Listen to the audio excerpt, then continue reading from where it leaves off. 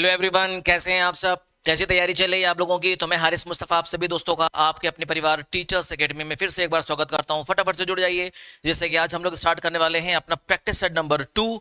और ये practice set हमारा होगा बीपीएससी टीआरई 4.0, जो ऐसे छात्र तैयारी कर रहे हैं BPSC TRE 4.0। Hello everyone, good evening, good evening, good evening. तो ऐसे स्टूडेंट जो तैयारी कर रहे हैं बीपीएससी टीआरई 4.0 पीजीटी फिजिक्स की, तो ये प्रैक्टिस सेट आप लोगों को पूरी तरह से समर्पित है। ये सारे प्रैक्टिस सेट बहुत इंपॉर्टेंट है। कल मैंने प्रैक्टिस सेट नंबर 1 कराया था, जिसमें आप लोगों का रिस्पांस बहुत ही बेहतर रिस्पांस था और आप लोगों ने बहुत बढ़िया तरीके से रिस्पांस किया था। ये सारे जो प्रैक्टिस सेट मैं करा रहा हूँ, आगे आने वाले दिनों में भी मैं 4-5 प्रैक्टिस सेट और कराऊंगा। इसमें आप ये मान के चलिए 70% क्वेश्चन, 60 to 70% क्वेश्चन ऐसे हैं जो आपसे डायरेक्ट पूछे जाएंगे। हो सकता हो थोड़ा सा न्यूमेरिकल वैल्यू चेंज कर दी जाए, बट पूरे 2 कॉपी कॉन्सेप्ट पूछे जाएंगे, पूरा वादा है मेरा।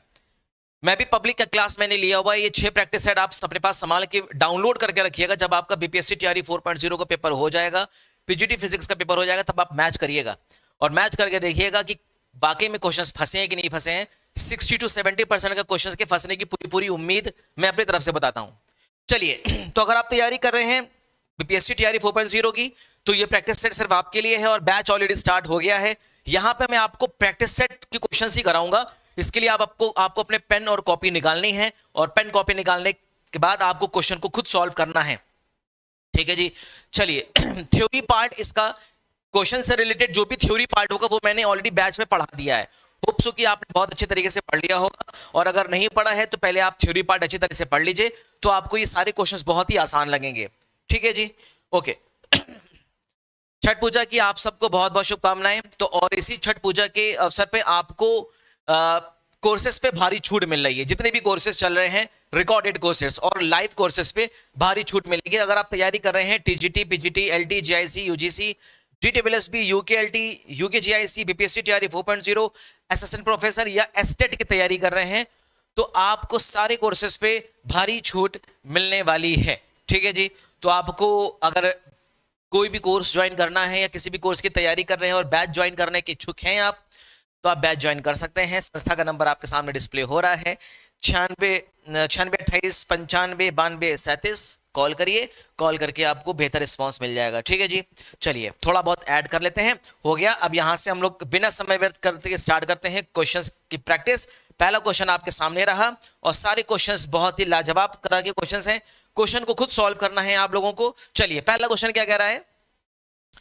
The electric field intensity due to the dipole of length 10 centimetre. एक डाइपोल है जिसकी लेंथ है 10 सेंटीमीटर की लेंथ है, and having a charge of 500 microcoulomb. मतलब डाइपोल पे जो अपोजिट चार्जेस है वो 500 माइक्रोकूलम के अपोजिट चार्जेस है, same magnitude but opposite nature का। At a point on the axis at the distance 20 centimeter from one of the charges in air is। मतलब इस डाइपोल के एक्सिस से कितने डिस्टेंस 20 सेंटीमीटर दूर किसी पॉइंट पर आपको इलेक्ट्रिक फील्ड इंटेंसिटी निकालना है due to the electric dipole की वजह से। बहुत ही बढ़िया तरीके से आप लोग इस आप जानते हैं कि अगर हमारे पास कोई एक इलेक्ट्रिक डाइपोल है प्लस क्यू माइनस क्यू, और इसके बीच की लेंथ मान लीजिए 12 है, और इसके सेंटर से मान लीजिए ए डिस्टेंस पे अगर कोई पॉइंट है P, तो इस पॉइंट P पे इस इलेक्ट्रिक डाइपोल की वजह से इलेक्ट्रिक फील्ड का फॉर्मूला आप लोगों ने ड्राइव किया था। E इज इक्वल टू होता था 2kp अपॉन r क्यूब। बोलिए, होता था कि नहीं? और इसके इक्वेटोरियल लाइन पे इलेक्ट्रिक फील्ड का फॉर्मूला क्या होता था? kp अपॉन r क्यूब होता था। ये सब आप जानते हैं। इसे बोलते हैं एक्सियल पॉइंट, इसे बोलते हैं एक्सियल लाइन, और इसे बोलते हैं इक्वेटोरियल लाइन। तो एक्सियल लाइन और इक्वेटोरियल लाइन पर इलेक्ट्रिक फील्ड का फॉर्मूला याद कर लीजिएगा, बहुत इंपॉर्टेंट है। बट आपसे पूछा गया है electric field on the axial line of electric dipole. Electric dipole के एक्सियल लाइन पे इलेक्ट्रिक फील्ड क्या होगी? ठीक है जी। और ये डिस्टेंस आपको दिया गया है, ये डिस्टेंस आपको दिया गया है, कितना दिया गया है? 20 सेंटीमीटर।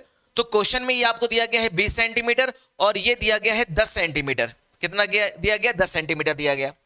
तो ये जो फॉर्मूला होता है ना, ये जो फॉर्मूला आप देख रहे हैं आर, यहां पे आर की जगह पे यहां पे क्या है? ए है।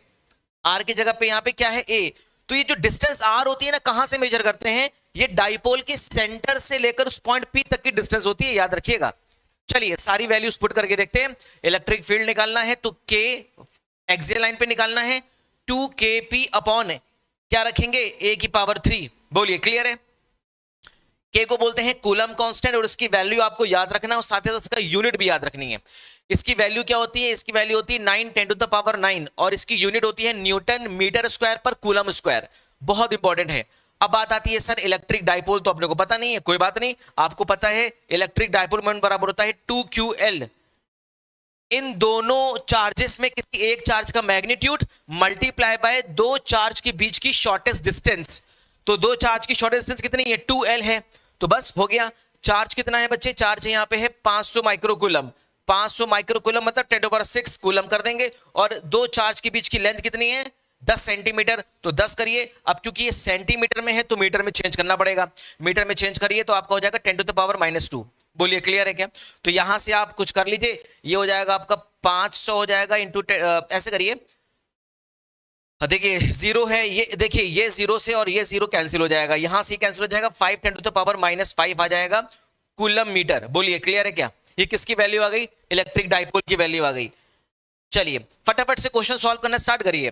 तो इलेक्ट्रिक डाइपोल की वैल्यू निकल आई है 5 × 10⁻⁻5। बहुत बढ़िया। अब बात आती है कि सर ए क्या है? ए होता है the distance of that point from the centre of the dipole.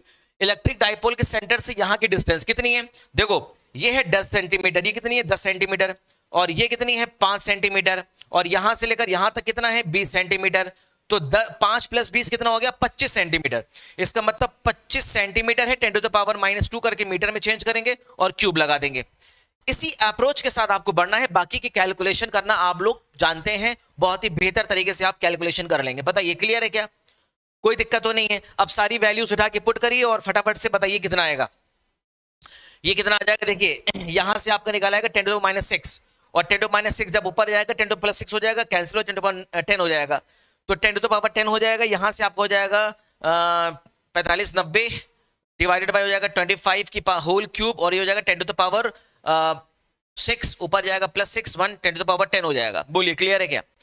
तो यहां से आप इसको सिंप्लीफाई करिए, इसको अब आपको सिंप्लीफाई करना है, और सिंप्लीफाई करके आप जब इसको सिंप्लीफाई करेंगे कितना आ जाएगा आपको? You will get the value of electric field is 6.25 10⁻7 Newton पर कूलम। तो हालांकि मैंने इसको डायरेक्ट निकाल लिया है, आप इसको कैलकुलेट कर लीजिएगा। सारा मामला कैलकुलेशन का है। अगर आपकी कैलकुलेशन पार्ट स्ट्रांग है तो बस आप क्वेश्चन में कुछ नहीं रह गया, क्वेश्चन बहुत आराम से आप सॉल्व कर ले जाएंगे, ठीक है ना? तो इसका मतलब आपने इलेक्ट्रिक फील्ड निकाल ली, कितनी आई? 6.25 10⁻7 न्यूटन पर कूलम। अब बात यह आती है, आपसे पूछा जा सकता है कि अगर इलेक्ट्रिक फील्ड इतनी आ रही है तो बताइए इसके इक्वेटोरियल लाइन पे इलेक्ट्रिक फील्ड कितनी होगी? आधी हो जाती है, याद रखिएगा। इक्वेटोरियल लाइन पे जो इलेक्ट्रिक फील्ड होती है, एक्सियल लाइन की इलेक्ट्रिक फील्ड की आधी हो जाती है।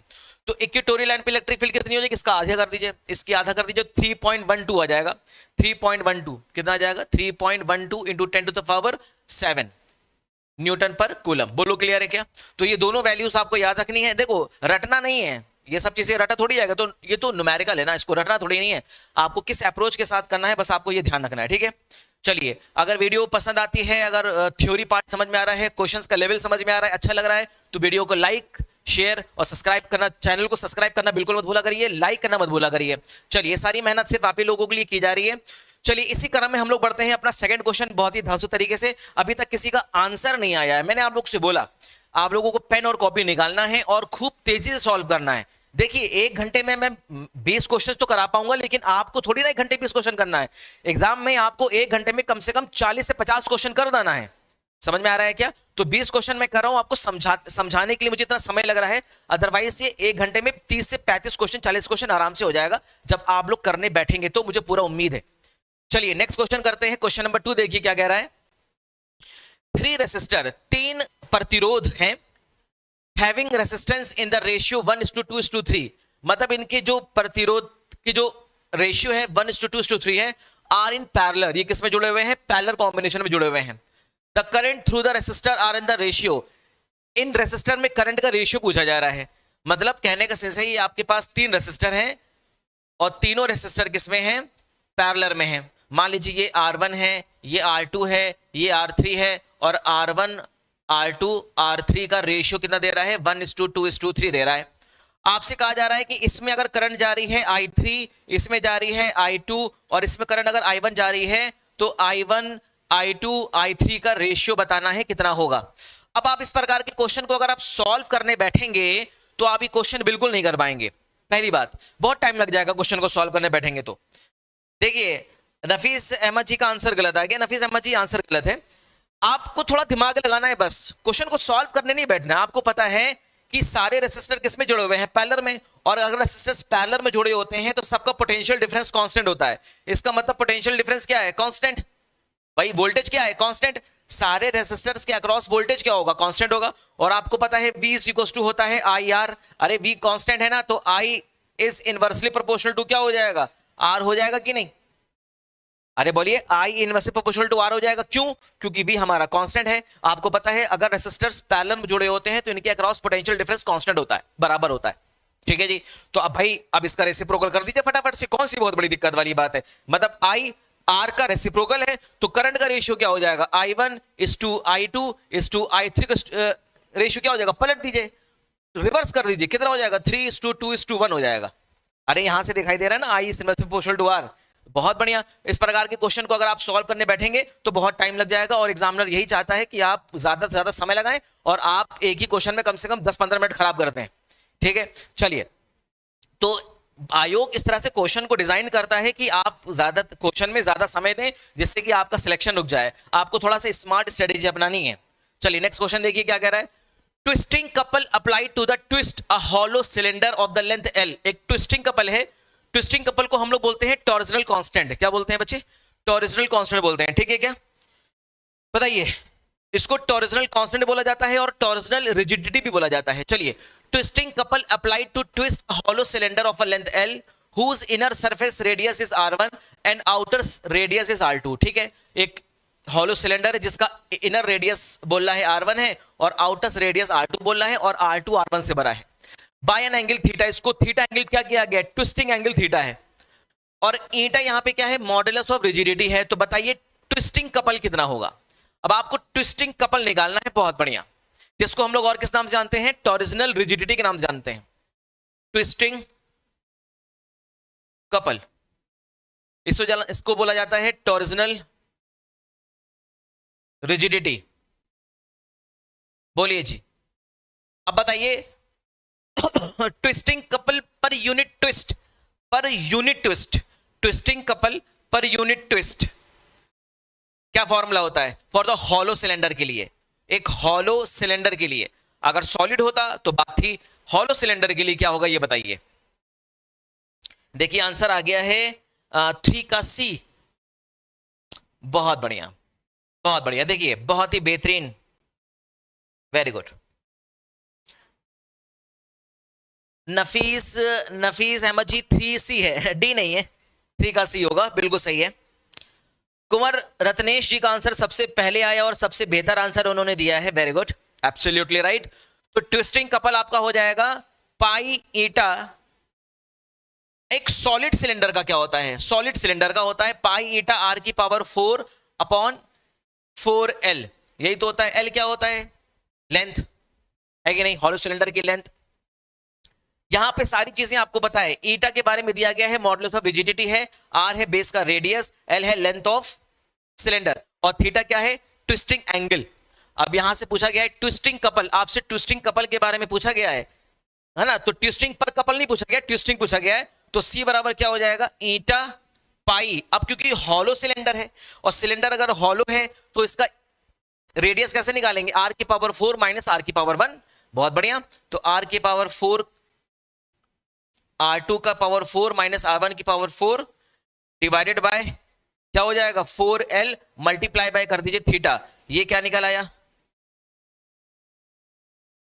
ये क्या निकल आया, ट्विस्टिंग कपल। इसी को बोलते हैं ट्विस्टिंग कपल।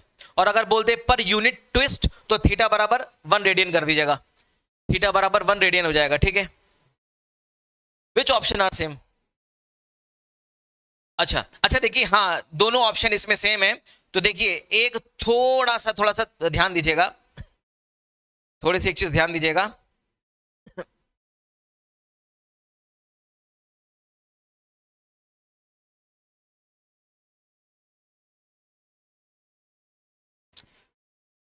हाँ ये है 2L, ये है 4L। अब आपको बताना है 2L होगा कि 4L होगा। याद रखिएगा 12 होता है। कितना होता है, 12 होता है। ठीक है, 2L होता है, 4L नहीं होता है। इसका डेरिवेशन मैंने कराया अपने पेड बैच में। तो ट्विस्टिंग कपल कितना हो जाएगा, पाई ईटा r2 की पावर 4 माइनस r1 की power 4 upon 2l times of theta, और theta is what, twisting angle. ठीक है जी, चलिए बहुत बढ़िया। तो आपने फटाफट से निकाल लिया, option C is absolutely correct. चलिए ठीक है, okay, first class. Next question number B, four, question number 4 आपसे क्या कह रहा है, पढ़िए। इन अ थर्मोकपल, एक थर्मोकपल में one junction is at 0 degree Celsius, एक जंक्शन 0 डिग्री सेल्सियस पे है, and other is at t degree Celsius, दूसरा किस पे है, t डिग्री सेल्सियस पे है। ईएमएफ इज गिवन बाय, उसका ईएमएफ दिया जा रहा है E is equal to AT square minus BT cube, neutral temperature is in degree Celsius.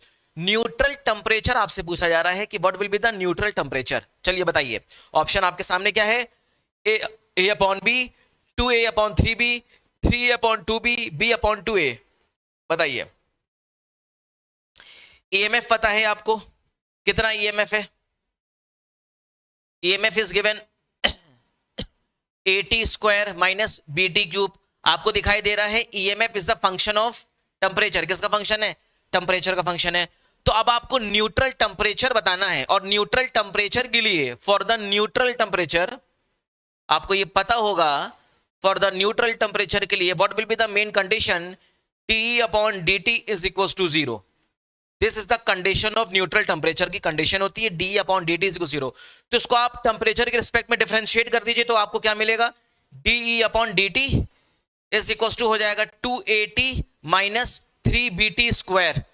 बोलिए है कि नहीं। अब न्यूट्रल टेम्परेचर निकालना है, और न्यूट्रल टेम्परेचर की कंडीशन होती है डी अपॉन डी टी बराबर 0, तो उठा के पुट कर दीजिए वहां पे, तो आपको मिलेगा 2AT। अब न्यूट्रल टेम्परेचर को हमने TN बोला है, TN मतलब होता है neutral temperature, minus 3BT square TN बराबर हो जाएगा 0। बस कुछ नहीं करना है, अब TN से डी के एक स्क्वायर से TN उड़ जाएगा, तो TN बराबर आपको मिलेगा 2A अपॉन 3B। कितना मिल जाएगा, 2A upon 3B। One of the most important question, बहुत इंपॉर्टेंट क्वेश्चन है ये, इस पे टिक लगाइए। न्यूट्रल टेम्परेचर मिल गया 2A upon 3B, which option is correct, 2A upon 3B, option B is absolutely correct. किसी का आंसर आया, चलिए बहुत बढ़िया, नफीस अहमद जी का आंसर आ गया, और कुंवर रत्नेश का आंसर आ गया है ऑप्शन बी, परफेक्ट। आप दोनों का आंसर बिल्कुल ठीक है, तो समझ में आ गया आपको, इजी है न्यूट्रल टेम्परेचर। चलिए नेक्स्ट क्वेश्चन आपके सामने, फिफ्थ, मेटल्स और conductors show a positive temperature coefficient. Metals और कंडक्टर शो करते हैं positive temperature coefficient of resistance because their resistivity is, इसकी रेसिस्टिविटी होती है directly proportional to the relaxation time, inversely proportional to the relaxation time, independent of the relaxation time, none of these. बताइए, बहुत बढ़िया question.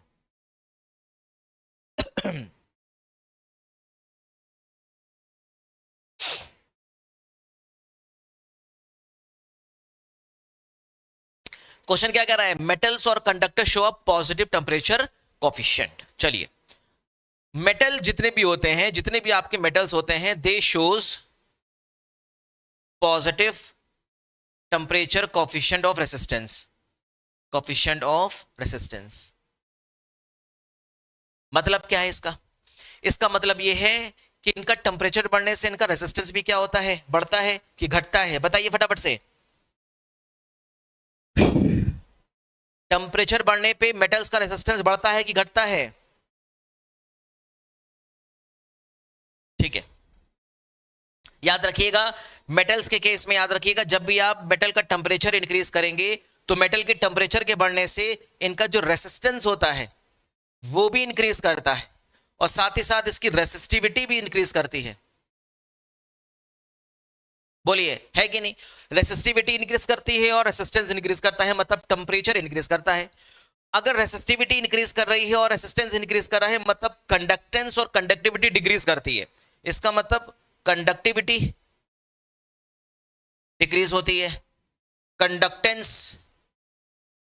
ये भी decrease होता है, क्योंकि आपको पता है conductivity is the reciprocal of resistivity and conductance is the reciprocal of resistance. तो ये मेटल के केस में आप बहुत इंपॉर्टेंट याद रखिएगा, मेटल के केस में जो कोफिशिएंट होता है ना, टेम्परेचर कोफिशिएंट ऑफ रेसिस्टेंस, ये कैसा होता है, पॉजिटिव होता है। ठीक है, but what about the non metals? Non metal के केस में क्या होता है? नॉन मेटल के केस में क्या होता है? नॉन मेटल के केस में अगर नॉन मेटल का टेम्परेचर अगर आप बढ़ाते हैं ना, तो इसका रेसिस्टेंस डिक्रीज कर जाता है। रेसिस्टेंस क्या करता है? डिक्रीज कर जाता है। और रेसिस्टेंस के डिक्रीज होने की वजह से इनका जो टेम्परेचर कॉफिशिएंट होता है वो नेगेटिव होता है। इनका टेम्परेचर कॉफिशिएंट क्या होता है?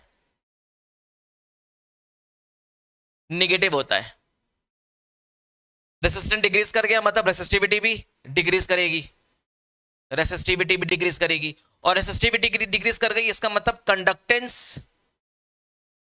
And conductivity both increases. Conductance and conductivity both increases, दोनों क्या करेगा? इंक्रीज करेगा। क्लियर है क्या? बहुत ही बेहतर, बहुत ही बढ़िया, लाजवाब, फर्स्ट क्लास। चलिए, तो एब्सोल्युटली करेक्ट। तो याद रखिएगा, किसी भी मेटल का जो टेम्परेचर कॉफिशिएंट होता है ना ऑफ रेसिस्टेंस, इसकी रेसिस्टिविटी क्या होती है? Is inversely proportional to relaxation time. इसकी इन रेसिस्टिविटी रिलैक्सेशन टाइम के इनवर्सली प्रोपोर्शनल होती है। Option B is absolutely correct. चलिए, बहुत बेहतर आंसर दिया आप लोगों ने, एक्सीलेंट। तो ये चीजें अच्छी तरह से याद रखिएगा, ये इंपॉर्टेंट है। ये मेटल के बारे में आपसे पूछा जाता है कि टेम्परेचर कॉफिशिएंट पॉजिटिव नेगेटिव किसका होता है, टेम्परेचर बढ़ाने से रेजिस्टेंस बढ़ता है घटता है, कि रेसिस्टिव घटती बढ़ती है, पूछा जाता है। ठीक है, चलिए नेक्स्ट क्वेश्चन देखिए। Helium neon laser light has wavelength. Helium neon laser light की जो वेवलेंथ होती है किस रेंज में होती है? 623.8 nm, 632.8 nm, 638.2 nm या 832.6 nm? काफी क्लोज वैल्यू है, तो इसमें कंफ्यूज करने के लिए इतनी क्लोज वैल्यू दी गई है। तो आपको बताना है कि बताइए हीलियम नियॉन लेजर लाइट की जो वेवलेंथ होती है किस ऑर्डर की होती है। मैं आपको एक हिंट दे सकता हूं कि हीलियम नियॉन लेजर की जो वेवलेंथ होती है ना, वो रेड लाइन स्पेक्ट्रम के वेवलेंथ की रेंज के आसपास होती है। इसकी जो वेवलेंथ होती है ना, वो रेड लाइन विजिबल स्पेक्ट्रम के रेड लाइन के आसपास होती है। याद रखिएगा, red line of visible spectrum of visible light, या बोल सकते हैं red light spectrum, red light spectrum of visible light. Visible light के रेड लाइट स्पेक्ट्रम के आसपास की होती है, उसी की रेंज की होती है। तो बताइए किस रेंज की होती है? 6। देखिए आंसर आ गया, नफीस अहमद जी ने सबसे पहले आंसर दिया है ऑप्शन बी। बेहतर, बहुत ही बेहतर आंसर दिया है option B. Option B is absolutely correct, very good. 632.8 nm is the wavelength of helium neon laser, और ये इसकी जो वेवलेंथ होती है ना, ये रेड लाइन स्पेक्ट्रम के अंदर आती है। इस बात का ध्यान रखिएगा, ये भी क्वेश्चन पूछा जाता है। चलिए नेक्स्ट क्वेश्चन देखिए। नेक्स्ट क्वेश्चन क्या कह रहा है? In helium neon laser, helium neon laser में या in helium neon laser achieved due to population inversion is optical pumping, electrical pumping, chemical pumping, gas dynamic pumping? बताइए।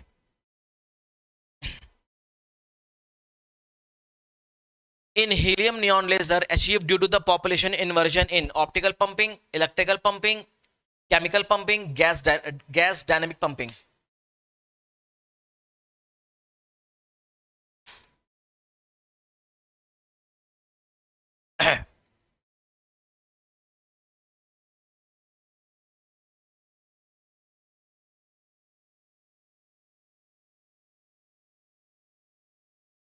सेवनटीन का B, electrical pumping. अच्छा,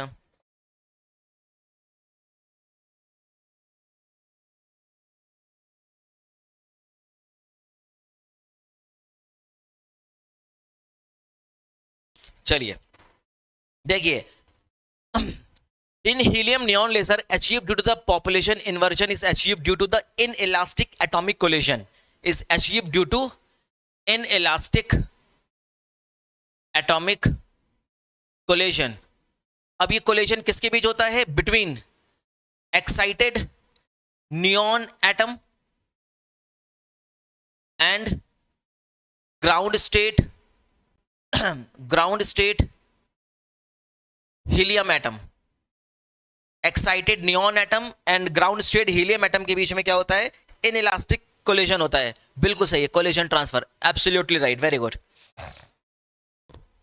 मैंने ग्राउंड स्टेट, नो, एक minute, helium atom, ground state में helium atom होता है, sorry.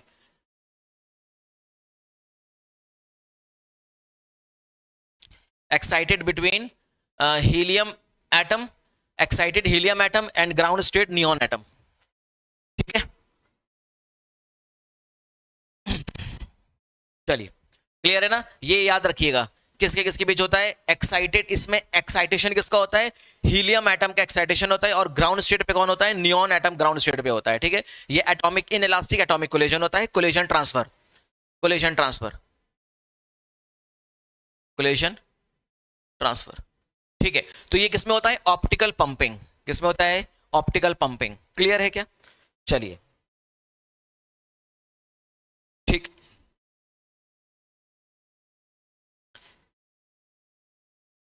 अच्छा, सरवीत वर्मा जी ने ऑप्शन डी दिया है, मतलब gas dynamic pumping, no, optical pumping is the right answer. चलिए नेक्स्ट क्वेश्चन देखते हैं, क्वेश्चन नंबर 8 आपसे क्या कह रहा है, कैलकुलेट कोहेरेंस लेंथ, आपको कोहेरेंस लेंथ फाइंड आउट करना है for a laser beam for which bandwidth is delta R is equal to 3000 hertz, 3000 hertz. आपको coherence length of helium neon beam का कोहेरेंस लेंथ फाइंड आउट करना है। तो बताइए, बहुत इंपॉर्टेंट क्वेश्चन है ये, coherence length, coherence length of helium neon laser, इसको एल से डिनोट करते हैं। और कोहेरेंस लेंथ जो होता है वो इनकी फ्रीक्वेंसी के इनवर्सली प्रोपोर्शनल होता है। Coherence length is inversely proportional to frequency, याद रखिएगा, बहुत इंपॉर्टेंट है, length is inversely proportional to frequency delta nu. जब आप एक प्रोपोर्शनल का साइन हटाते हैं तो यहां पे क्या लगाते हैं, स्पीड ऑफ लाइट c, तो c upon delta v not, और यहाँ पे c क्या है, स्पीड ऑफ लाइट, और ये v नॉट न्यू नॉट आपको दिया गया है फ्रीक्वेंसी, दोनों को डिवाइड करके आप नियॉन हीलियम नियॉन लेजर की कोहेरेंस लेंथ निकाल सकते हैं। तो फर्स्ट सारी वैल्यूज पुट अप करिए, c क्या है, स्पीड ऑफ लाइट 3 × 8, और डेल्टा r इसको कितना दिया गया है, बैंडविड्थ, बट इसको बैंडविड्थ भी बोलते हैं, कोई दिक्कत नहीं, कितना है, डेल्टा r आपका है 3000 हर्ट्स, है ना। तो चलिए इसकी वैल्यूज फाइंड आउट करिए, इसकी वैल्यू निकालिए, कितना आ जाएगा, 3000 से 3 कैंसिल हो जाएगा, 3 से 3 कैंसिल हो जाएगा, 10 टू द पावर आ जाएगा 5, है ना। तो इसको आप कर सकते हैं 10 to the power 2 into 10 to the power 3 metre, इसको आप कर सकते हैं किलोमीटर, तो एल आ जाएगा आपका 100 किलोमीटर। तो हीलियम नियॉन लेजर की कोहेरेंस लेंथ कितनी है, 100 किलोमीटर। कोई ऑप्शन है क्या, 50 20, हाँ 100 kilometre is the right answer, option A. देखिए ऑप्शन यहाँ पे नफीस अहमद जी आपका गलत हो गया, D is the wrong answer, 100 kilometre. चलिए 100 kilometre is the length of coherence, length of laser beam. ठीक है जी, नेक्स्ट क्वेश्चन देखिए क्या कह रहा है, the thickness of quarter wave plate, quarter wave plate की थिकनेस आपसे पूछा जा रहा है, thickness of quarter wave plate to produce circularly polarise light, circularly polarise light को प्रोड्यूस करने के लिए आपको क्वार्टर वेव प्लेट की थिकनेस पूछी जा रही है।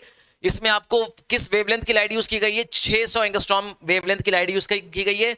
Refractive index for the ordinary light है 1.54 and for the extra ordinary light rays के लिए 1.56 है। तो आपको thickness of quarter wave plate पूछा जा रहा है, बहुत बेहतर, बहुत इजी क्वेश्चन है। क्या करेंगे, मैंने सब कुछ कराया हुआ, अगर आपको याद है तो मैंने सब कुछ कराया हुआ है, अगर आप बहुत ध्यान से करें तो refractive difference in refractive index of extraordinary ray and ordinary ray, तो mu E minus mu O times of thickness of quarter wave plate is equal to lambda upon 4। बहुत आसान है, इससे आसान क्वेश्चन आपको नहीं मिलेगा। अगर इस तरह से क्वेश्चन आ गया तो छोड़ कर आने की तो बिल्कुल भी जरूरत नहीं है, क्योंकि बहुत आसान क्वेश्चन है ये। चलिए उठा के सारी वैल्यूज रखिए, टू द फॉर्मूले पे क्वेश्चन आया है आपका। म्यू ई कितना है 1.56 माइनस म्यू नॉट कितना है 1.54 ब्रैकेट क्लोज। थिकनेस आपको फाइंड आउट करनी है, वेवलेंथ कितना यूज किया गया है 600 एंगस्ट्रॉम, तो सेंटीमीटर में है तो उसको एंगस्ट्रॉम को सेंटीमीटर में चेंज करेंगे 10 टू द पावर -8 हो जाएगा डिवाइडेड बाय 4। तो अब आप तो निकाल सकते हैं t बराबर कितना हो जाएगा आपका 6 into 10 to the power -6 divided by 4 multiply by इसको आप माइनस करिए तो आ जाएगा 0.02। सिंप्लीफाई दिस, इसको सिंप्लीफाई करिए, थिकनेस बताइए कितना आ जाएगा। किस अप्रोच के साथ बढ़ना है आप लोगों को, समझ में आया है क्या?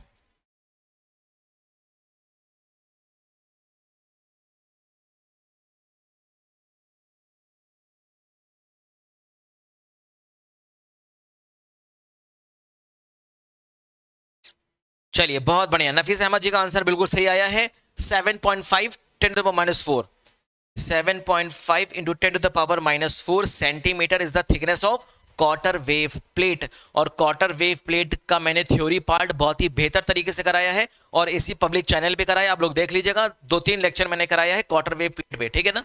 चलिए नेक्स्ट क्वेश्चन देखते हैं, question number 10। Plane polarised light falls normally on a quarter wave plate. एक प्लेन पोलराइज्ड लाइट है, मान लीजिए क्वार्टर वेव प्लेट है और एक प्लेन पोलराइज्ड लाइट है। ये एक प्लेन पोलराइज्ड लाइट है, ये कैसी कर रही है, at an angle, polarised incident light make an angle of 45 degree. ये कितना एंगल बना रही है, 45 डिग्री का एंगल बना रही है। तो आपको एक प्लेन पोलराइज्ड लाइट किसी क्वार्टर वेव प्लेट पे गिर रही है।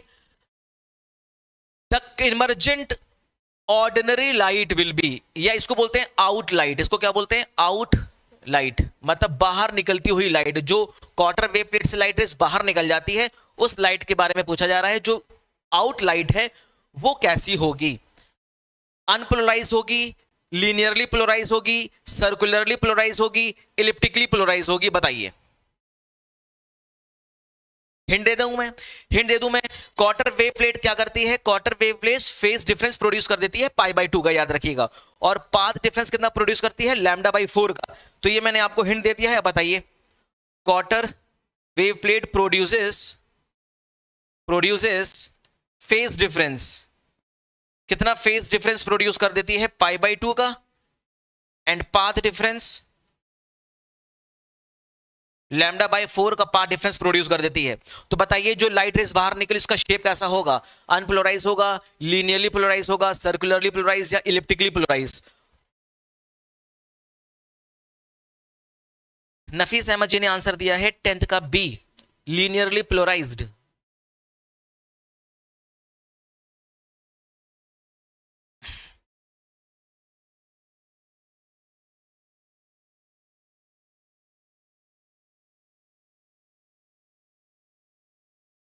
चलिए रॉन्ग आंसर, लीनियरली पोलराइज नहीं होती, ये सर्कुलरली पोलराइज हो जाती है। कैसी होती है, सर्कुलरली पोलराइज लाइट होती है, याद रखिएगा। तो जो आउट लाइट है, जो बाहर निकल रही है, क्वार्टर वेव प्लेट की जो लाइट है बाहर निकली, वो कैसी हो जाती है, सर्कुलरली पोलराइज लाइट हो जाती है। क्वेश्चन बहुत इंपॉर्टेंट है ये, और ये सब कुछ मैंने कराया है अपना थ्योरी पार्ट में, कुछ भी छोड़ा नहीं है, मैंने सब कुछ कराया है, ठीक है जी। चलिए बहुत बढ़िया, नेक्स्ट क्वेश्चन देखिए।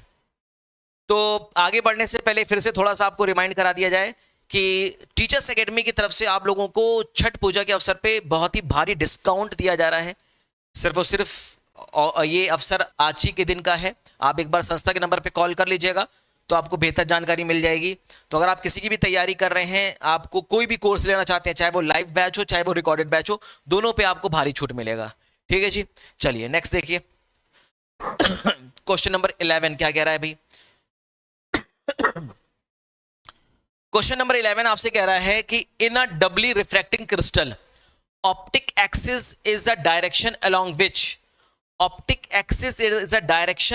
विच a plane polarized beam does not suffer deviation, any beam of light does not suffer any deviation, double refraction does not take place, ordinary and extraordinary rays undergoes maximum deviation। बताइए जी, डबली refracting crystal में optical axis is the direction along which option is correct. बताया था मैंने आपको, याद होगा कि double refracting crystal में अगर लाइट रेज ऑप्टिक एक्सिस के अलोंग जाती है तो बिना डेविएट हुए सीधे निकल जाती है, बिना डेविएट हुए सीधे निकल जाती है। लेकिन जब कोई अनपोलराइज्ड लाइट, पहले वो पोलराइज्ड होगी, फिर पोलराइज्ड लाइट किसी डबल रिफ्रैक्टिंग सरफेस पे स्ट्राइक करेगी तो वो दो पार्ट में, दो रेज में डेविएट हो जाती है, ऑर्डिनरी रेज और एक्स्ट्राऑर्डिनरी रेज में डेविएट हो जाती है। ये मैंने बताया था आप लोगों को, ठीक है जी। चलिए तो बताइए, अगर याद रखिएगा इंसिडेंट रे अगर ऑप्टिक एक्सिस के अलोंग जाती है ना तो बिना डेविएशन में सीधा निकल जाती है। तो a plane polarised light beam does not suffer any deviation if strike on optic axis, जब वो ऑप्टिक एक्सिस पे स्ट्राइक करती है। चलिए option A is absolutely correct, अभी तक किसी का आंसर नहीं आया है, ठीक है जी। चलिए बढ़िया, नेक्स्ट क्वेश्चन देखिए, क्वेश्चन नंबर 12।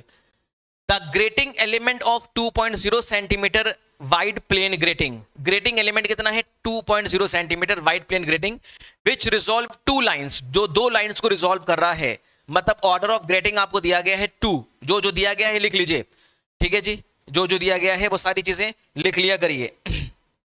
बताइए, ठीक है। चलिए, और क्या दिया गया है, grating element of 2 centimetre wide plane grating, तो इसकी लेंथ कितनी दी गई है, 2.0 सेंटीमीटर दी गई है, बहुत अच्छी बात है। सेकंड ऑर्डर दिया गया है, ठीक है। Difference in wavelength by 6 angstrom of mean wavelength 6000 angstrom. Difference in wavelength मतलब डेल्टा लैम्डा दिया गया है 6 एंगस्ट्रॉम का डिफरेंस है, ऑफ द मीन वेवलेंथ कितना दिया गया है, 6000 एंगस्ट्रॉम दिया गया है, ठीक है जी। तो आपसे पूछा गया है ग्रेटिंग एलिमेंट क्या होगा। अब आपको ग्रेटिंग एलिमेंट पता है क्या होता है, ग्रेटिंग एलिमेंट को डीसी डिनोट करते हैं, ये होता है लेंथ अपॉन एन, और एन क्या होता है, number of lines. Number of lines क्या होता है, number of lines per unit length, per unit length पे नंबर ऑफ लाइंस होती हैं, ठीक है जी। चलिए, तो अब बात आती है सर ये एन कैसे निकाला जाए। एन कैसे निकाला जाए, बहुत आसान है। अगर आपने डिफ्रैक्शन ग्रेटिंग का फिनोमिना पढ़ा है तो ये आप आराम से कर लेंगे, अदरवाइज बहुत मुश्किल है कर पाना। Lambda upon delta lambda is equal to M into N, ये फॉर्मूला बहुत ही मशहूर फॉर्मूला है, ये पढ़ा होगा आपने लिमिट ऑफ रिजोल्यूशन में। चलिए, लैम्डा आपको पता है कितना है, 6000 एंगस्ट्रॉम, इसको आप चेंज करिए सेंटीमीटर मीटर में चेंज कर दीजिए। डेल्टा लैम्डा कितना है, 6 एंगस्ट्रॉम, तो 6 इंटू 10 टू द पावर -10 कर दीजिए, is equal to M. Order कितना है 2 मल्टीप्लाई बाय एन। क्या यहां से हम लोग एन निकाल सकते हैं, निकाल लीजिए फटाफट। यहां से एन कितना निकलेगा बताइए, 0 से 0, 6 से 6 कैंसिल कर दीजिए, ये कैंसिल हो जाएगा, ये हो जाएगा आपका 500, कितना आ जाएगा 500 आ जाएगा। अब बस आपको ग्रेटिंग एलिमेंट निकालना है, लेंथ आपको दी गई है कितनी, 2 सेंटीमीटर की दी गई है, और ये कितना है 500। सिंप्लीफाई करेंगे, सिंप्लीफाई करिए इसको, तो क्या कैसे करेंगे इसको, मीटर में चेंज करेंगे, 10 टू द पावर -2 कर दीजिए, तो आपका किस में हो जाएगा, मीटर में हो जाएगा। ये और ऊपर चला जाएगा, इसको और पर लेके जाइए, तो आपको हो जाएगा 2/5 इंटू 10 टू द पावर -4, है ना। तो सेंटीमीटर में है ना, ठीक है, और कोई मीटर सेंटीमीटर तो नहीं है, ठीक है, यहाँ पे सब ठीक है, ठीक है, हाँ ठीक है, सब कुछ ठीक है, एकदम परफेक्ट।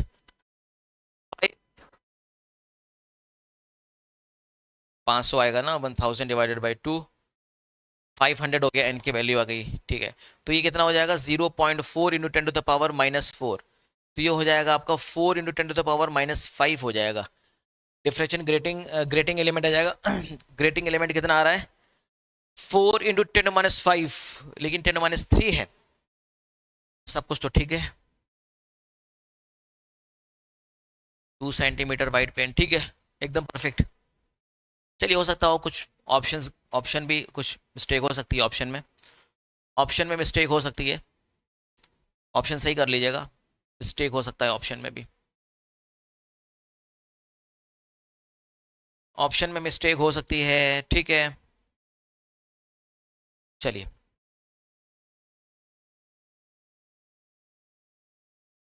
हाँ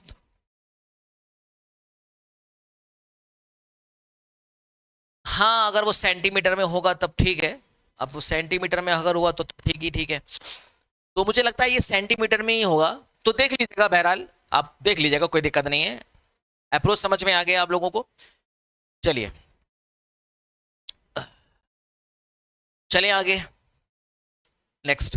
a zone plate behaves like, एक जोन, हाँ आंसर सेंटीमीटर में हो सकता है, बिल्कुल सही कह रहे हैं आप, आंसर सेंटीमीटर में हो सकता है, या फिर 10⁻5 मीटर में होगा तो भी ठीक है, अगर वो सेंटीमीटर में करेंगे तो भी आपका ठीक है 4 into 10 to the power -3 centimetre भी होगा, तो अगर सेंटीमीटर में हुआ तब तो आंसर वही ठीक है। चलिए, देखिए नेक्स्ट क्वेश्चन, देखिए। A zone plate behaves like, एक जोन प्लेट बिहेव करता है प्लेन ग्लास प्लेट की तरह, कॉनकेव लेंस की तरह, कॉन्वेक्स लेंस की तरह, या concave and convex lens both, दोनों की तरह, बताइए।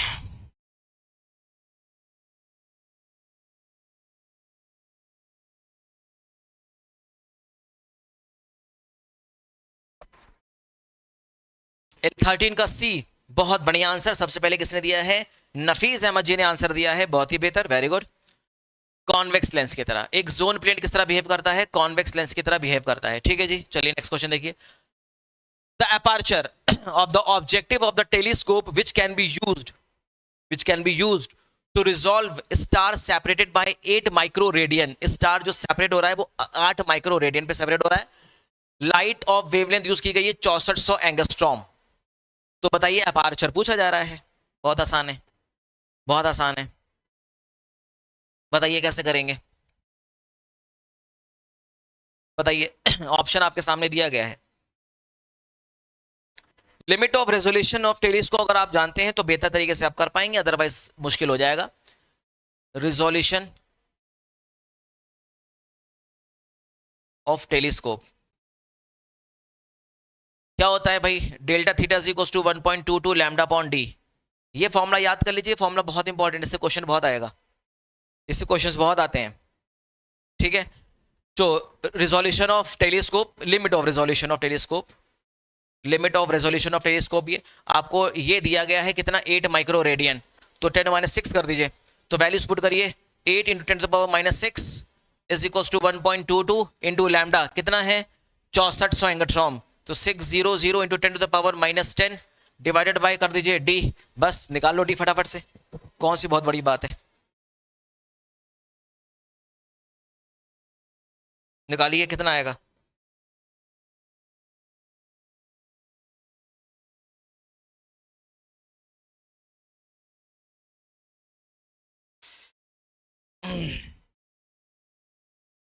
अब इसको आप सिंप्लीफाई वगैरह कर लीजिए, कर सकते हैं ना, राउंडिंग ऑफ लेके करिए तो ज़्यादा बेहतर है, तो थोड़ा सा वैल्यू समझ में आएगी।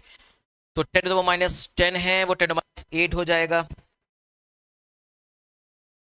एक क्रॉस मल्टीप्लाई करिए, तो ये डी बराबर आपका होगा 1.22 को सिर्फ 1 लिखिए, कोई दिक्कत नहीं, into 64 into 10⁻10 divided by 8 into 10⁻6।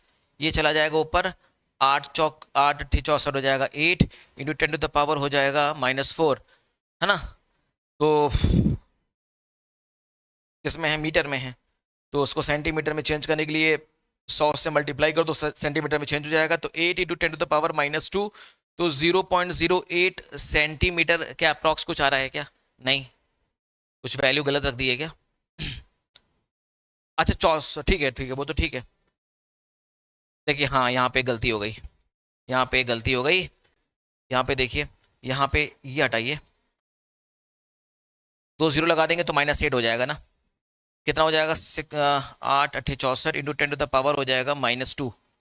अब क्योंकि ये मीटर में है तो उसको सेंटीमीटर में चेंज करने के लिए 100 से मल्टीप्लाई करेंगे, तो 8 सेंटीमीटर, मतलब कोई वैल्यू 8 के आसपास आ रही है क्या?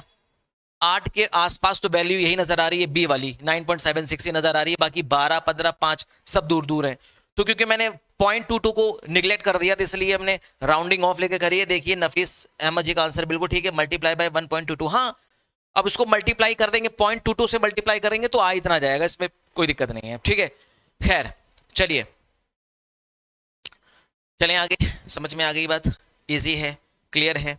चलिए, तो ये आपका आंसर निकल गया ऑप्शन नंबर बी। कैसे किया समझ में आ गया। तो लिमिट ऑफ रेजोल्यूशन पे क्वेश्चन आपको हर बार देखने को मिलेगा। ओके,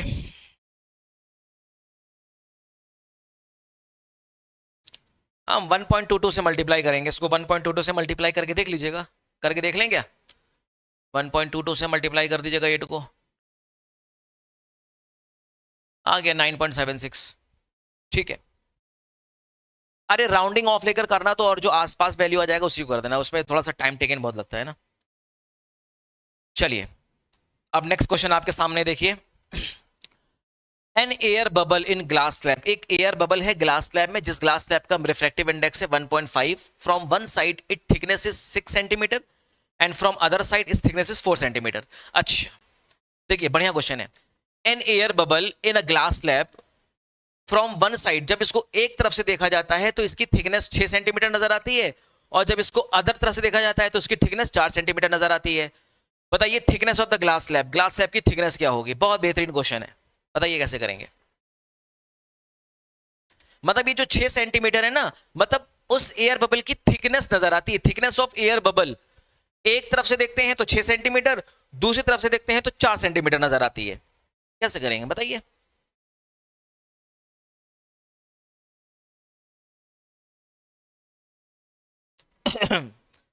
आसान है, कैसे करेंगे? पहले करिए उसके बाद बताते हैं, करिए पहले।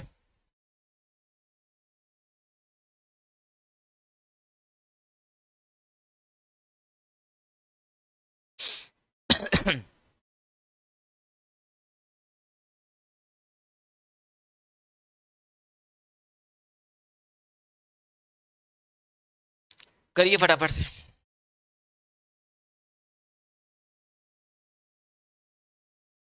क्वेश्चन समझ में आ गया?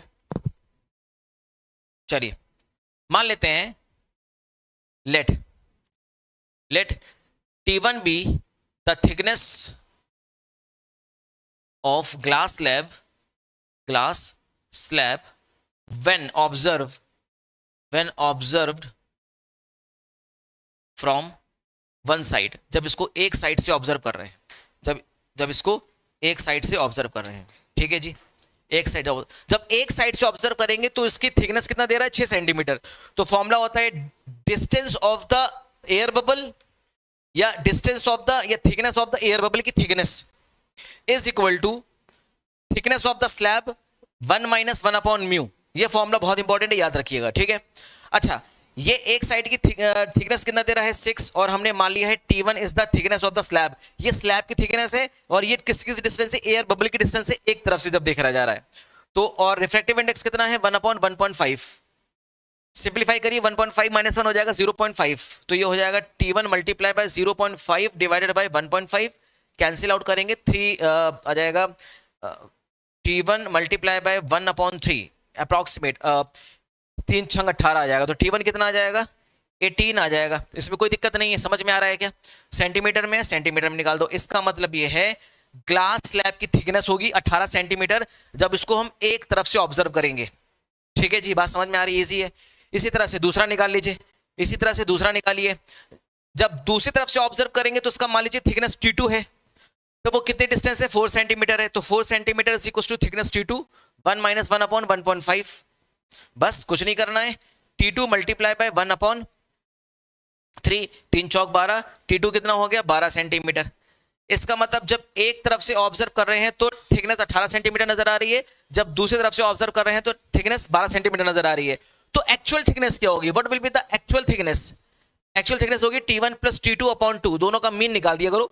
तो 12 + 18 कितना होता है? 30। 30/2 कितना हो जाएगा? 15 centimetre. So 15 centimetre is the actual thickness of the slab. Slab की एक्चुअल थिकनेस होगी। देखिए अमर सिंह मौर्य जी, आपका आंसर गलत आ गया। चलिए, which option is correct? Option 15, option C is absolutely correct. कैसे किया गया समझ में आ गया? क्वेश्चन समझिए पहले क्या कह रहा है।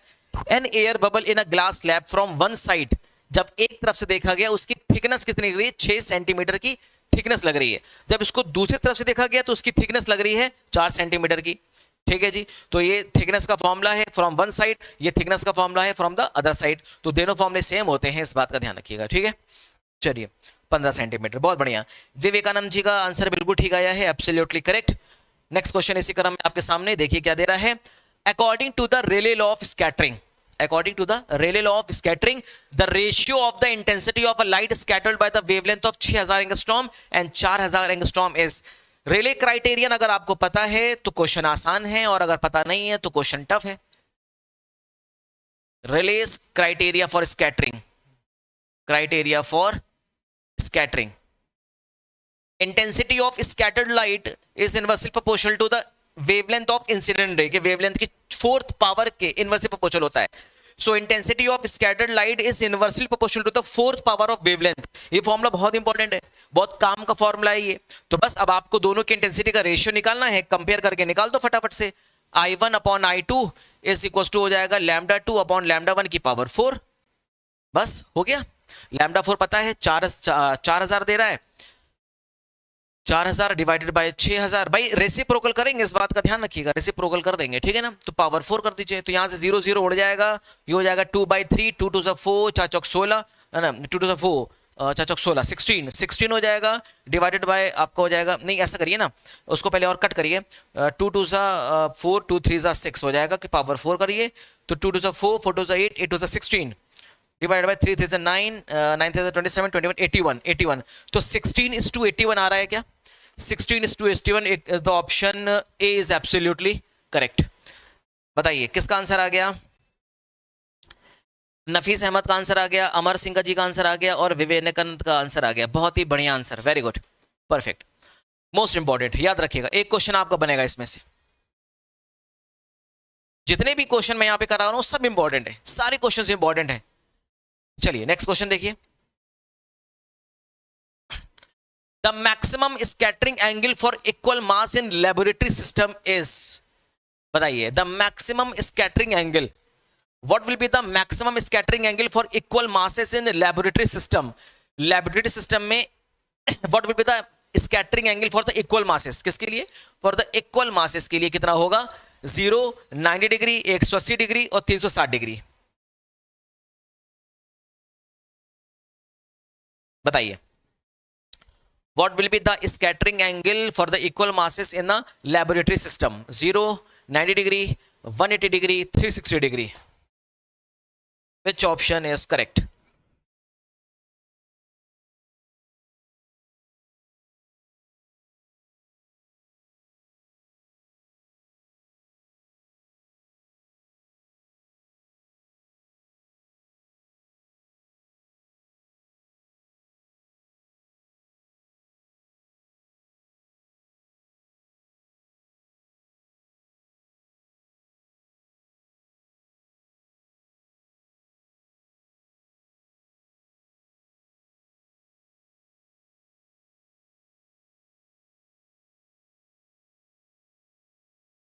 अभी तक आंसर किसी का नहीं आया।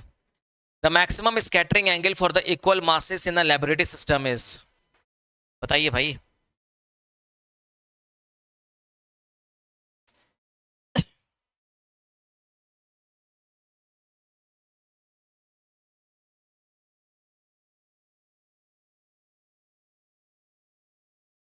ठीक है, वेरी गुड। विवेकानंद जी का आंसर बिल्कुल ठीक है, 180। तो कम मार दिया क्या, चलिए 180 डिग्री। चलिए नेक्स्ट क्वेश्चन देखिए। In a Newton's ring experiment if a drop of water, एक वाटर का ड्रॉप जिसका रिफ्रैक्टिव इंडेक्स है 1.33, be placed in between the lens and the plate. देखिए लेंस और प्लेट के बीच में हमने एक वाटर ड्रॉप डाल दिया जिसका रिफ्रैक्टिव इंडेक्स है 1.33। Okay, the diameter of the 10th ring is found to be 0.6 meter. The diameter of 10th ring, कौन से रिंग, 10वीं रिंग के डायमीटर है 0.6 centimetre. The wavelength of the light used in 600 angstrom, so the radius of curvature of the face of the lens in contact with the plate will be, radius of curvature आपसे पूछा जा रहा है। बहुत ही बेहतर question, absolutely fantastic question. चलिए बताइए कैसे करेंगे। अब आप मुझे ये बता दीजिए, इन न्यूटन्स रिंग एक्सपेरिमेंट में what will be the diameter of Newton's ring of the nth bright fringe. मैं आप लोगों से पूछ रहा हूं, फटाफट से आंसर करिए कि diameter of ring of nth bright ring, nth bright ring, nth bright ring का डायमीटर क्या होता है बताइए, फटाफट से बताइए। और साथ ही साथ ये भी बताइए diameter of ring of nth dark ring, dark ring का कितना होता है, दोनों चीज बताइए, बहुत इंपॉर्टेंट है। Newton's ring is one of the most important topic in wave optics.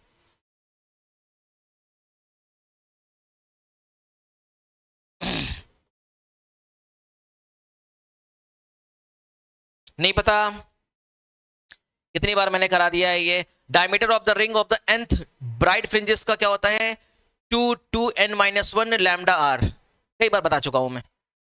और फॉर द डार्क के लिए क्या होता है, √4n lambda R, several time I have told you, several time, बताइए। ठीक है, अब यहां पे बात हो रही है कि place in between the lens. अब यहां पे रिफ्रैक्ट, एक वाटर ड्रॉपलेट्स को भी अगर आप इंसर्ट कर देंगे लेंस और प्लेट के बीच में, तब उसका डायमीटर का फॉर्मूला चेंज हो जाएगा। तब डायमीटर का फॉर्मूला क्या होगा बताइए, किसी को पता है क्या? If water of refractive index mu is inserted between lens end plate और लेंस के बीच में अगर इंसर्ट कर दें, तब डायमीटर का फॉर्मूला क्या होता है बताइए, √4n lambda are divided by √μ। बताइए क्लियर है क्या? आसान है, कुछ भी टफ नहीं है, इजी है। अब बस कुछ नहीं करना है, बस ये सारी वैल्यूज आपको सब कुछ दिया गया है। अब आपको रेडियस ऑफ कर्वेचर पूछा गया है, तो फटाफट से रेडियस ऑफ कर्वेचर निकाल लीजिए। आर बराबर क्या हो जाएगा, √r बराबर हो जाएगा आपका √ के अंदर μ upon 4n lambda multiply by कुछ नहीं बस, ठीक है। और यहाँ पे क्या हो जाएगा, डी बाहर कर दीजिए। चलिए फटाफट से सारी वैल्यूज निकालिए, फटाफट से कितना हो जाएगा अंडर रूट के अंदर। ये म्यू कितना दिया गया है, रिफ्रैक्टिव इंडेक्स कितना है 1.33, तो 1.33 कर दीजिए, ठीक है। डिवाइड का साइन लगाइए, देखिए 2 बाहर चला जाएगा तो ये 1/2 कर दीजिए। एन क्या है, अच्छा कौन सा ऑर्डर है, 10th रिंग है, 10th रिंग है ना, तो 10वीं रिंग है। और वेवलेंथ कितना है, वेवलेंथ है आपका 6000 एंगस्ट्रॉम, तो 6000 एंगस्ट्रॉम है तो आपका 6 × 10⁻⁷ हो जाएगा। अब आप इसको सिंप्लीफाई कर लीजिएगा, अब आप इसको सिंप्लीफाई कर लीजिएगा। और डी कितना है, डी कितना है, डायमीटर दे रहा है ना, is found to be 0.6 centimetre, तो 0.6 सेंटीमीटर है, तो ठीक है 0.6 सेंटीमीटर है, तो इसको आप 0.6 10⁻⁻2 कर देंगे तो मीटर में चेंज हो जाएगा। तो ये सारी वैल्यूज आपको पुट करनी है और यहां से वैल्यू पुट करके आपको क्या निकालना है, रेडियस ऑफ कर्वेचर निकालना है बस। तो रेडियस ऑफ कर्वेचर सेंटीमीटर में आ जाएगा, तो बताइए कितना आएगा। बहुत बढ़िया, वेरी गुड वेरी गुड। नफीस अहमद जी का आंसर बिल्कुल परफेक्ट है।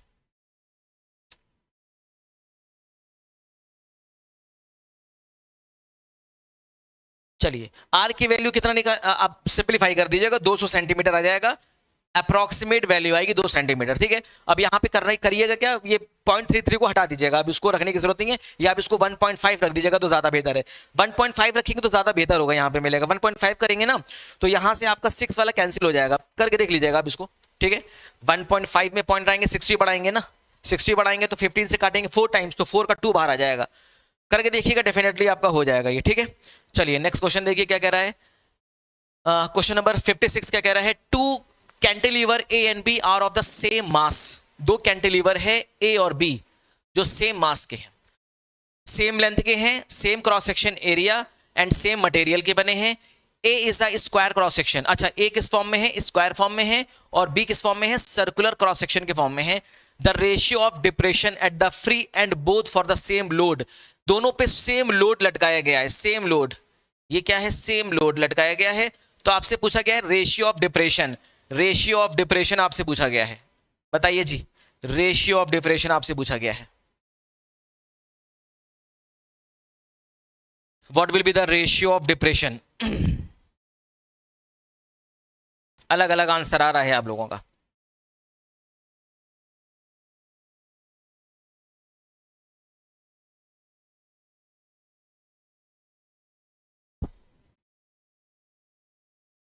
चलिए डिप्रेशन, अब डिप्रेशन को हम सिग्मा से डिनोट करते हैं, लोड L³/3EI, ये फॉर्मूला याद रखिएगा, डिप्रेशन का फॉर्मूला होता है ये, जब इस पे लोड लटकाते हैं ना तो इतना डिप्रेशन आ जाता है। W है लोड, यहां पे लिख दे रहा हूं मैं, W है लोड, ये आपके लिए होमवर्क है। L है लेंथ जो कि सेम होगा दोनों में, E है modulus of rigidity, modulus of rigidity, and I है moment of inertia, moment of inertia. अब यहां पे सब कुछ सेम है, सब कुछ सेम है, बस मोमेंट ऑफ इनर्शिया ही अलग होगा। तो स्क्वायर का मोमेंट ऑफ इनर्शिया अलग होगा और सर्कल का मोमेंट ऑफ इनर्शिया अलग होगा।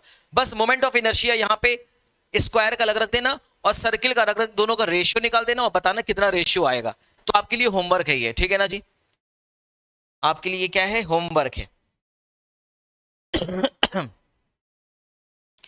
नफीस अहमद जी का आंसर बिल्कुल ठीक है, बिल्कुल परफेक्ट। नाउ नेक्स्ट क्वेश्चन आपके सामने है, एक्स-रे का वेवलेंथ आपको दिया गया है 0.3 angstrom, are inclined on a crystal with lattice spacing 0.5 angstrom, the angle at which the second Bragg diffraction maximum observed, second Bragg diffraction आपसे पूछ रहा है, सेकंड ब्रैग्स डिफ्रैक्शन, बताइए।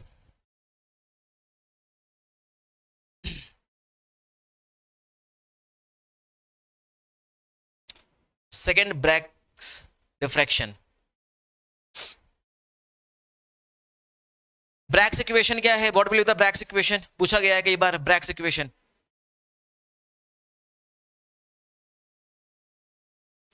m lambda is equal to 2d sin theta, Bragg's equation. m क्या है, order of diffraction, lambda है wavelength, d है spacing और थीटा है आपका एंगल। सब कुछ दिया गया है आपको, ऑर्डर दिया गया है, दूसरा ऑर्डर है सेकंड ऑर्डर, वेवलेंथ कितना दिया गया है 0.5 एंगस्ट्रॉम में 10⁻⁻10 कर दीजिए, is equal to 2 into D, spacing कितना है सॉरी माफ करिएगा, स्पेसिंग यहाँ पे कितना है, देखिए वेवलेंथ कितना दिया गया है, 0.3 एंगस्ट्रॉम दिया गया है, 0.3 इंटू 10⁻⁻10 इंटू 2 इंटू स्पेसिंग है आपके पास 0.5 एंगस्ट्रॉम की, तो 0.5 10⁻⁻10 कर दीजिए, multiply by sine of theta कर दीजिए, बस हो गया काम खत्म। बस यहाँ पे आपको करना है ये कैंसिल करना है, और इसके बाद आपको सिंप्लीफाई करना है, ये हो जाएगा आपका 2 इंटू 0.5 1 हो जाएगा, 0.3 2 से मल्टीप्लाई होगा 0.6 हो जाएगा, तो ये हो गया 0.6 is equal to sine of theta, so theta बराबर हो जाएगा साइन इनवर्स 0.6, और 0.6 का मतलब हो गया 6/10 दैट इज 3/5, तो थीटा बराबर कितना आ जाएगा, थीटा बराबर आ जाएगा साइन इनवर्स 3/5। कोई ऑप्शन है, sine inverse 3/5, option A is absolutely correct. चलिए बहुत बढ़िया, देखिए अनवर सिंह मौर्य जी का आंसर बिल्कुल ठीक आया है, नफीस अहमद का आंसर बिल्कुल ठीक आया है। चलिए यहाँ पे हमारी 20 क्वेश्चन की प्रैक्टिस सेट जो था 20 क्वेश्चन का समाप्त होता है। होप सो कि आपको समझ में आया होगा, आपने एंजॉय किया होगा, सबसे बड़ी बात यह कि आप लोगों का रिस्पॉन्स बहुत अच्छा था, तो जिससे ये पता चलता है कि आपकी तैयारी बहुत ही बेहतर चल रही है। और अगर आपको क्वेश्चन का प्रैक्टिस या क्वेश्चन का लेवल समझ में आया, अच्छा लगा है, तो वीडियो को लाइक करिए, शेयर करिए और चैनल को सब्सक्राइब करना मत भूलिए। थैंक यू सो मच, और पढ़ाई करते रहिए। All the very best.